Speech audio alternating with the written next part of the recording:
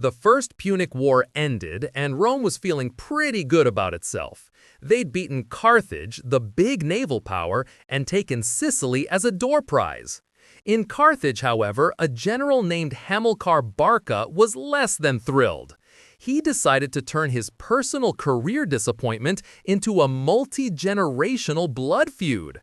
So he takes his 9-year-old son Hannibal to a temple and has him swear an oath of eternal hatred for Rome. Most kids are swearing they'll finish their vegetables. Hannibal was apparently committing to a lifetime of strategic vengeance. It's the most extreme and historically significant example of "because I said so" ever recorded. This wasn't just a political rivalry anymore, it was personal, and it was about to get very, very messy for everyone involved. Fast forward a few years, and Hannibal is now in charge of Carthaginian forces in Spain. He needs a reason to kick things off. He finds the perfect excuse in Saguntum, a city that was technically a Roman ally. So, naturally, he besieges it. Rome, in its infinite wisdom, sends diplomats. They show up and politely ask Hannibal what on earth he thinks he's doing. Hannibal's response was the ancient world's equivalent of leaving someone on read. He just kept attacking the city. The diplomats then went to Carthage to complain to the management. But by then, it was too late. Hannibal had engineered the perfect incident, forcing Rome to either back down and look weak or declare a war they weren't quite ready for. Guess which one they chose? So, war it is. Rome figures this'll be easy.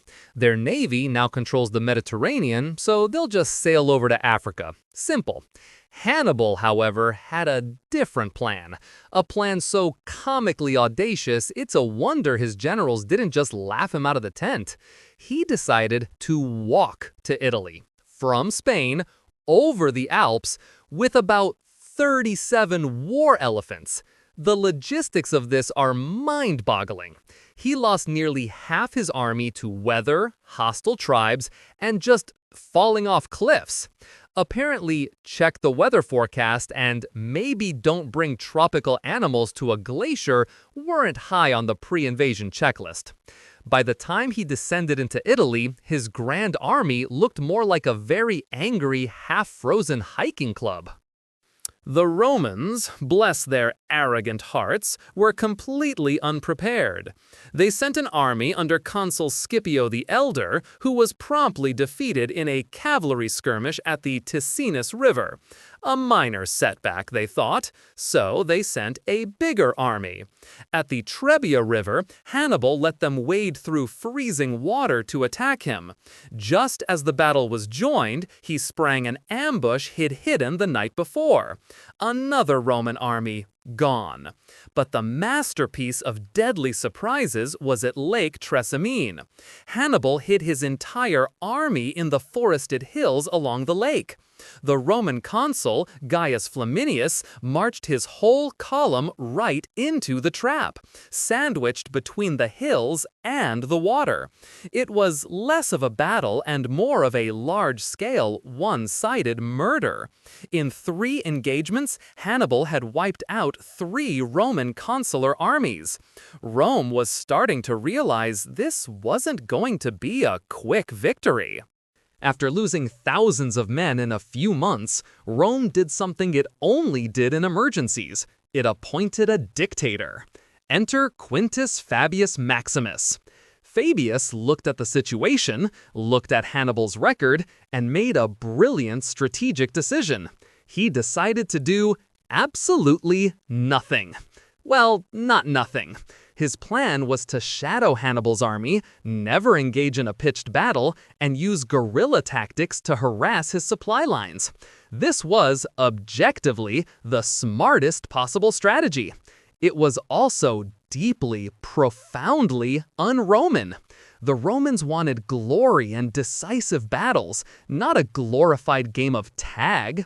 They mockingly nicknamed him Cunctator, the Delayer. Hannibal even had to actively trick him with a herd of oxen with torches on their horns just to escape one of Fabius's traps. Fabius was saving the Republic, and everyone hated him for it.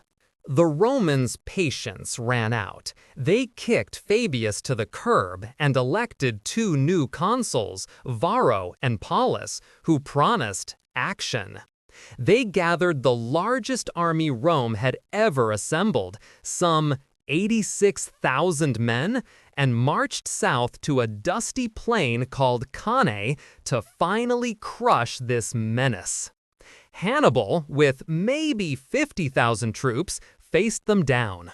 What followed was perhaps the most perfect tactical victory in history.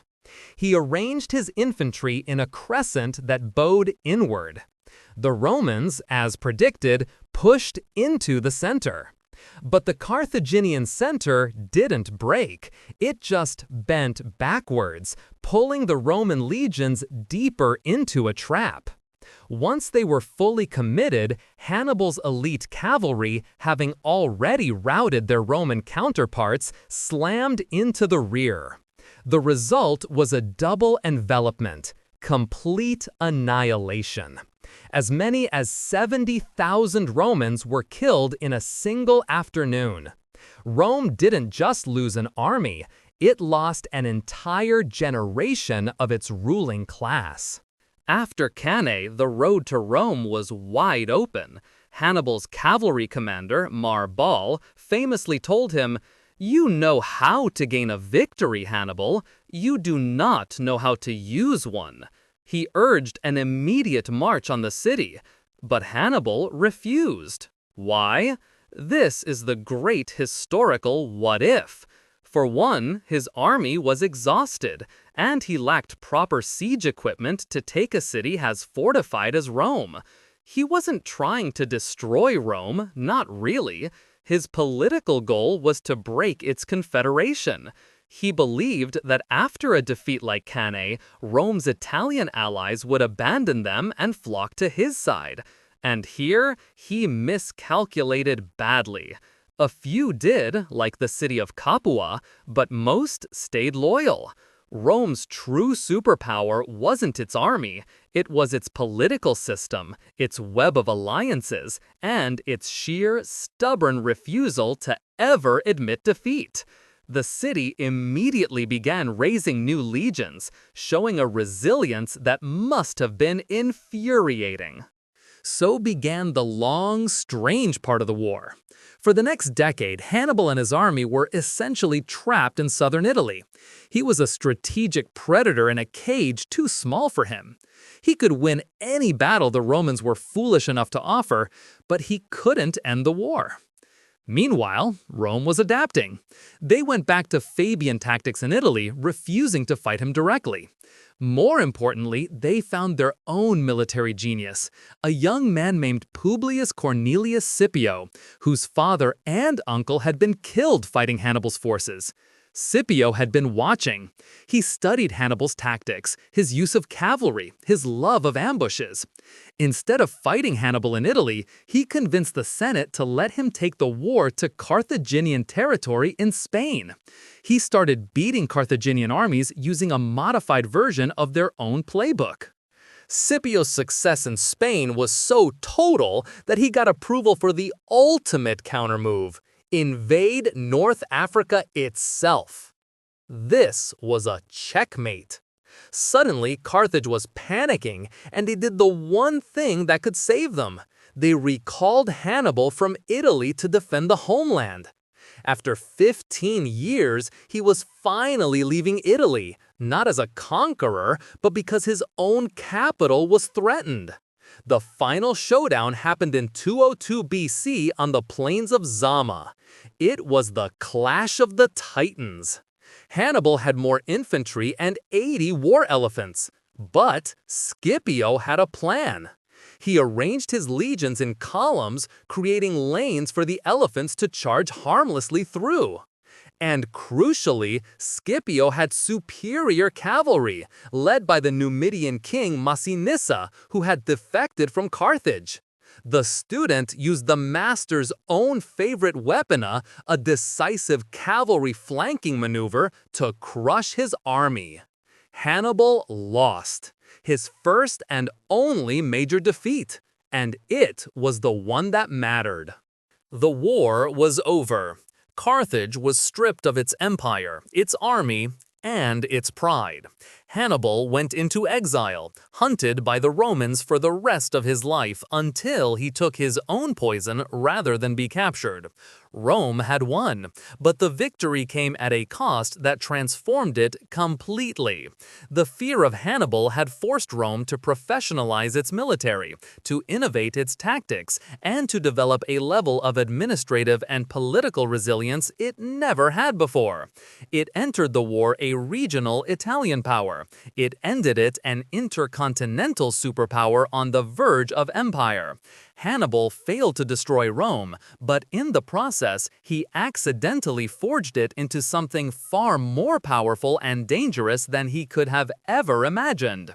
In a way, the worst thing that ever happened to Rome was also the best. It's funny how that works. If you enjoyed this video, please like, comment, and subscribe to our channel for more historical insights. Thanks for watching, nerds!